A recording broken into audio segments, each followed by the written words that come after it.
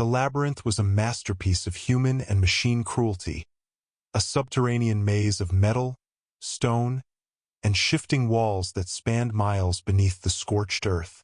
Designed by Skynet's cold intellect, it spiraled deeper into darkness with no exits save one, a single gateway at its heart. Sensors lined every inch of the structure, feeding data to Skynet's vast consciousness above. It had taken nearly 2 years for Skynet's aerial hunter-killers and ground patrols to locate and capture a fully matured xenomorph hive in the ruins of old Los Angeles.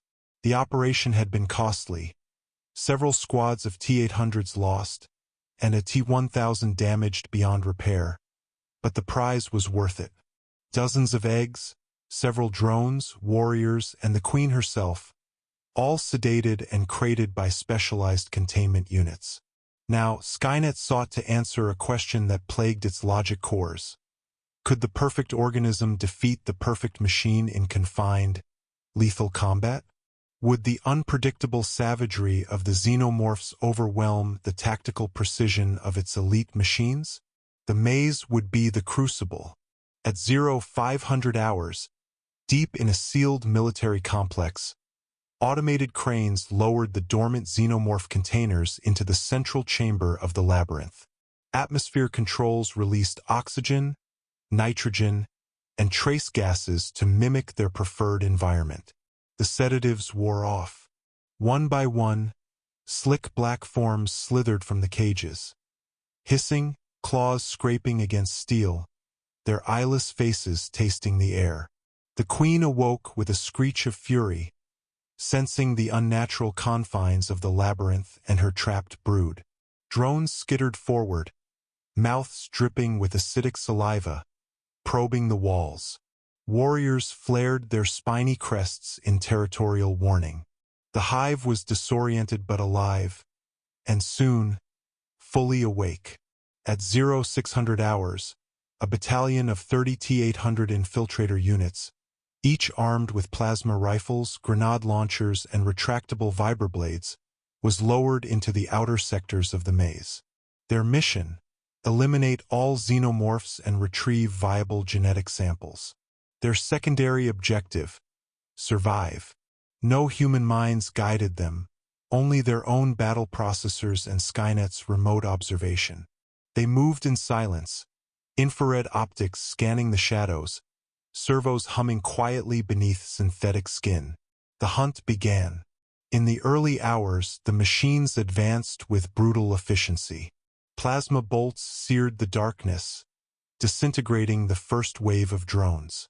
Acid blood sizzled on alloy armor, but the Terminators adapted, firing from range or switching to grenade volleys when the creatures swarmed.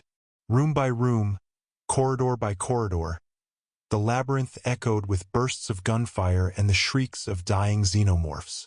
The warriors counterattacked with lightning-fast ambushes, dropping from ceilings, lunging from hidden ducts.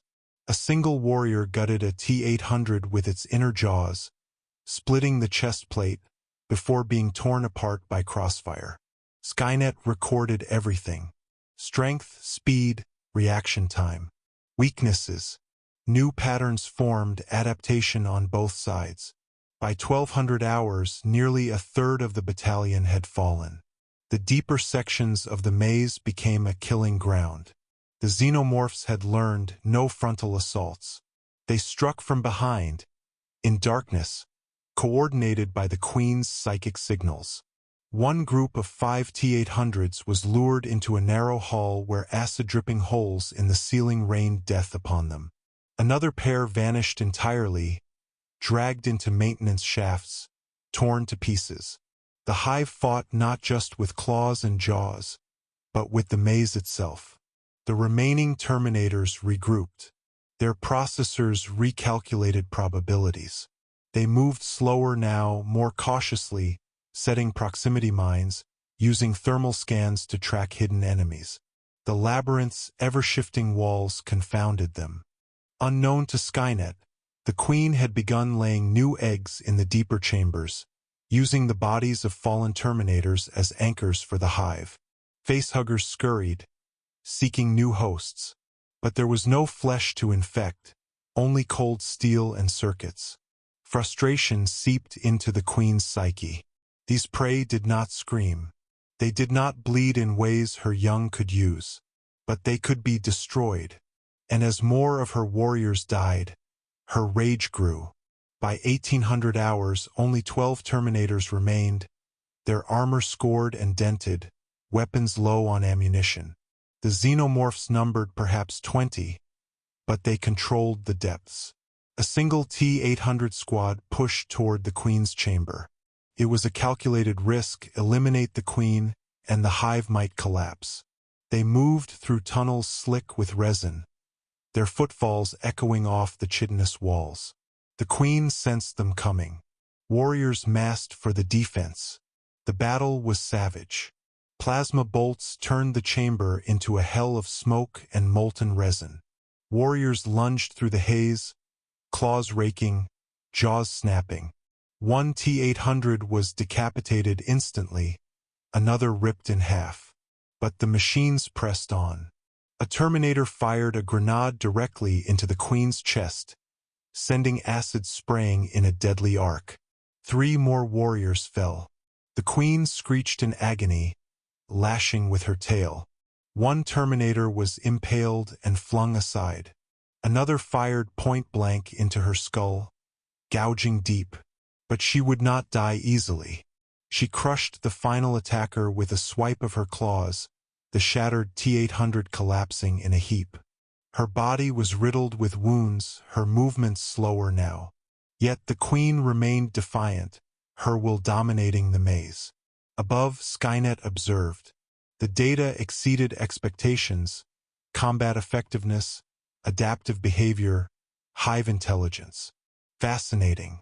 But the experiment had not concluded. Skynet deployed reinforcements, 10 prototype T-850 units, armored with acid-resistant plating and armed with railguns. They entered the Labyrinth at 2100 hours. The surviving Xenomorphs felt the shift. The new machines moved with greater precision, their weapons deadlier. Warriors fell in moments, their bodies shattered by hypersonic rounds. The Labyrinth trembled with renewed war. The Queen, wounded but furious, retreated deeper, summoning her last defenders. Her hatred for these metal abominations burned hotter than ever. The final battle neared. By dawn, only the Queen and 4 warriors remained. The Terminators hunted with relentless efficiency, their optics cold and unblinking. The maze had been reduced to a charnel house of acid-scarred metal and broken bodies. In the deepest chamber, the Queen prepared her last stand. Resin covered the walls, a fortress of instinct and desperation. Her warriors flanked her, claws ready. When the T-850s breached the chamber, there was no hesitation. The warriors attacked in a suicidal frenzy, seeking to buy their Queen time. Railgun rounds tore through chitin and sinew, but still they fought.